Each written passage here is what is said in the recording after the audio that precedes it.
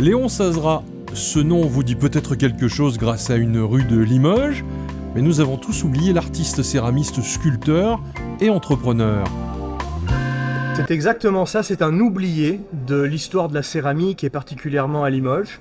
Malgré quelques ouvrages de référence qu'il mentionne ou des courtes biographies, il n'y avait jamais eu depuis sa mort en 1891 une rétrospective sur son travail.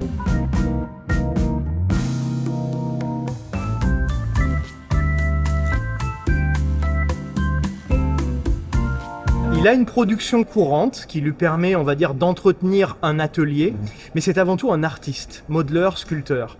Et comme de nombreux artistes, à partir des années 1860-70, il souhaite s'exprimer de manière vraiment large sur le domaine de la céramique, et à l'image des Théodore Dec, des Pierre-Adrien d'Alpera, il va se concentrer sur les faïences artistiques, une pâte plus simple à sculpter et une palette de couleurs vitrifiante beaucoup plus large également.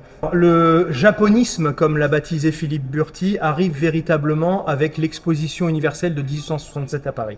Et jusqu'à la fin des années 1870, de nombreux céramistes, artistes en général, même dans la peinture, plongent vraiment dans cette façon de traiter la nature, la faune, la flore en général. Et Sazera en est un parfait exemple, que ce soit sur des pièces de forme, que ce soit sur quelques pièces d'usage, ça transpire le Japon et l'Extrême-Orient.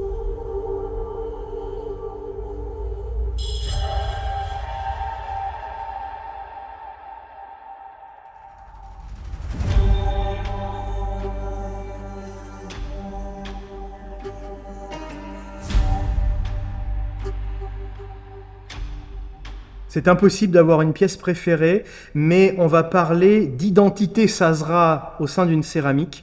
Et ce qui caractérise le plus cet artiste hors norme, c'est la palette de couleurs et particulièrement ces fonds bleus très vitrifiés qui sont sa signature, que l'on reconnaît facilement dans cette vitrine à la thématique de l'eau et de personnages de haut niveau de sculpture justement, que ce soit au niveau des fées qui garnissent cette coupe ou au niveau de ces allégories aquatiques juste là.